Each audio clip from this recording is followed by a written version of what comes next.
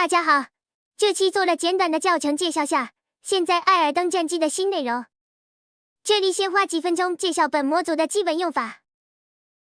如果你安装正确，你在能力栏里面可以看到艾尔登战机。冥想，使用冥想，打开模组菜单。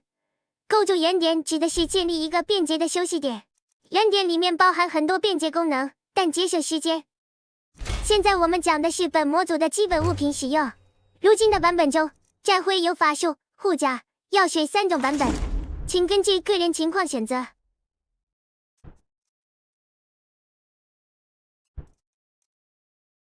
接下来技能绑定技巧，这是个原版的机制，物品版本的战徽都用到此技巧。根据左下角按键提示，把战徽设定为偏好，物品显示星号说明绑定成功，然后退出菜单，打开偏好栏。如果你没改按键，默认是 Q 键，把鼠标移动到战徽上，按下数字按键，比如现在的3号键，这样技能就设置完毕。毕竟是老游戏，老滚的绑定物品稍显复杂，至少 B 社在辐射系列后就改进了不少。现在按3号键就是放技能了。如果你玩过一些网游，这种按按键放技能你一定很熟悉。一个战徽可以放2个技能，第2个技能要求按住冲刺按键使用。我知道有些人会遇到卡按键的情况，也就是想放1号战绩，结果放2号战绩，这是由于插件类 mod 比如 DMCO 占用冲刺按键引起的。我建议是改按键，或者干脆不用第2技能。改按键可以去艾尔登战机的 M 网发布贴的置顶评论查找。不用第2技能的意思是战徽的技能位都塞同一个技能，这样就不担心串招了。接下来教大家怎么给战徽换技能。首先教大家怎么使用原版的卷轴。打开冥想中的领悟战绩，可以获得技能卷轴。本模组只计算战徽，技能数量有200多个，其中90个可以无限获取，其余的需要击杀敌人掉落。卷轴本质是无消耗的一次性法术。打开菜单装备卷轴，然后退出菜单，右键使用卷轴，出现菜单，你有什么战徽就选什么战徽。槽位就是前面的说的，按冲刺按键可以放2号技能，卡键的玩家可以2个位都放同一个技能。添加成功的战绩可以在冥想中的战绩检视功能获悉。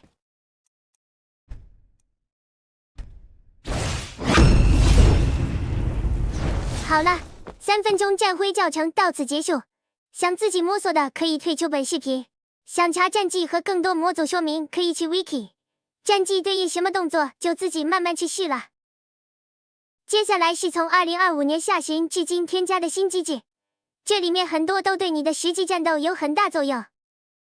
首先介绍回气，如果你浅尝过本模组，你会发现战徽消耗的耐力非常高，因为战徽是冲刺重击，耐力消耗会受到武器类型、武器重量、盔甲重量3者影响。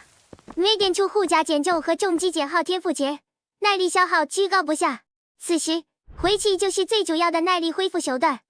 玩过人王的你就当这个是残息。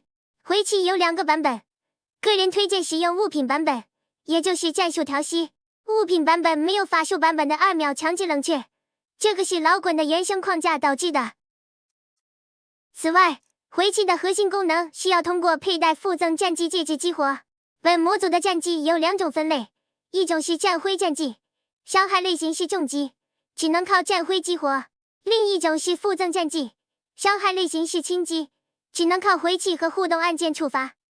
键盘的互动按键是E，可以佩戴附赠战绩戒指后，使用回气时会出现一个法术特效，出现该特效时，按互动按键就能派生出连招。伤害类型为轻击，你甚至可以只用它打普攻，熟练度达到20和40可以解锁第3段和第4段特效。不同的武器，第3段和第4段动作和功能都不同。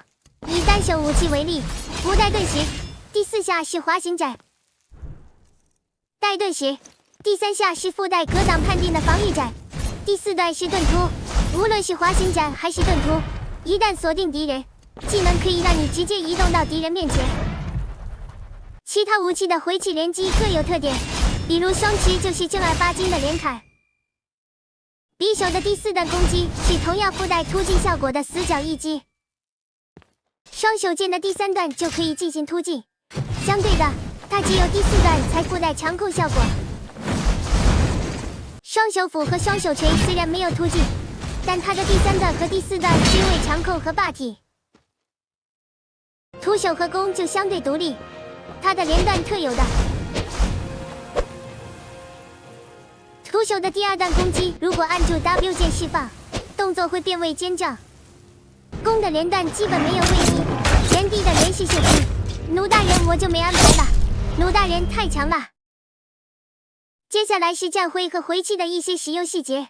首先是战徽也可以触发附赠战技，当战徽进入3秒冷却，耐力低于 25%， 都会让战技变为附赠战技铁山靠。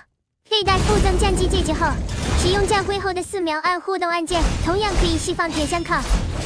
铁山靠是一个比较实用的动作，霸体加强控很多时候能顶着攻击肘击敌人。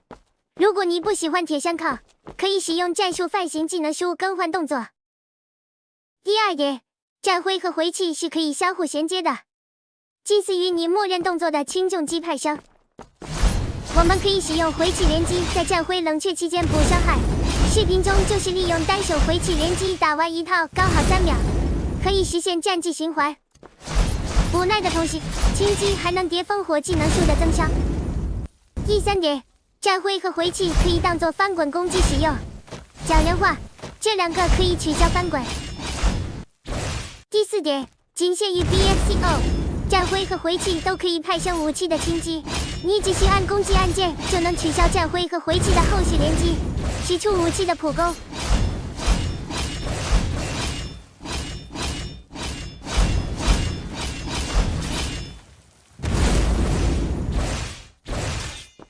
第6点，战徽可以使用空中攻击，空中战技不计算冷却，落地可以再衔接其他战技。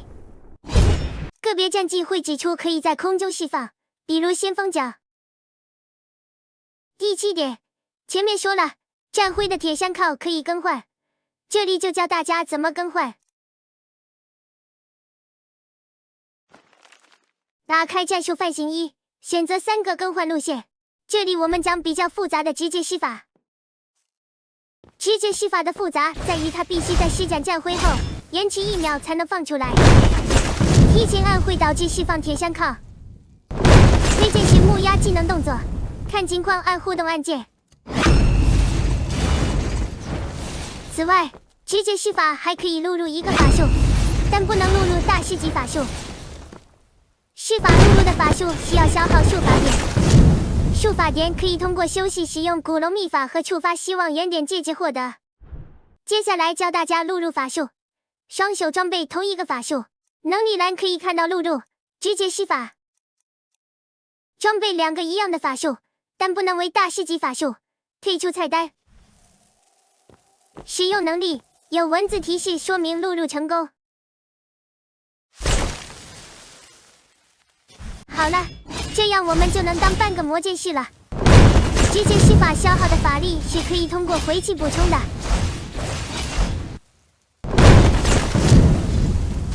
第8点，也是最后一点，我们介绍失衡标记系统。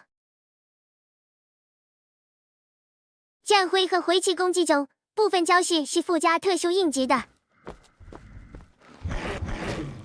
这不代表你技能打到敌人，敌人就一定会出现失衡，因为失衡的出现受到敌人的天赋和重量影响。失衡标记会让你的特殊硬直命中敌人时，如果敌人是一个高重量敌人，为他施加一个标记，一旦标记形成 X 的形状，你的下一个附带特殊硬直的战技必定能打断敌人。至于哪些战技附带特殊硬直，这就靠你游玩时发现了。比如单手武器的回气连击的第2下就附带特殊硬直。你可以把失衡标记当作是一个保底机制，确保你打高重量敌人必定能出硬直。但是失衡标记有一个极限，那就是不会标记小型敌人。人类和尸鬼是例外，因为韧性系统的缘故，你可以标记血量80%以上的类人生物。触发原理解释：敌人韧性保护：1、血量50%、80%，重量加0.5；2、血量80%以上，重量加1；3、失衡标记的最低重量要求是2；4、人类和尸鬼的默认重量为1，血量80%按2算满足标记触发要求。视频篇幅有限，我们的教程就到这了。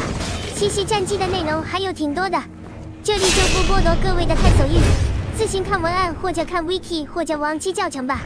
不懂的也可以发评论区，让懂的人叫下。但反馈问题前，先检查自己的 mod 版本是不是最新的，有没有装错，顺序对不对。毕竟 UP 只是老滚玩的久，吃过的屎比你多，但终究不是算命的。问问题前，先想想自己的反馈别人能不能听懂。这期教程就先到这，谢谢观看。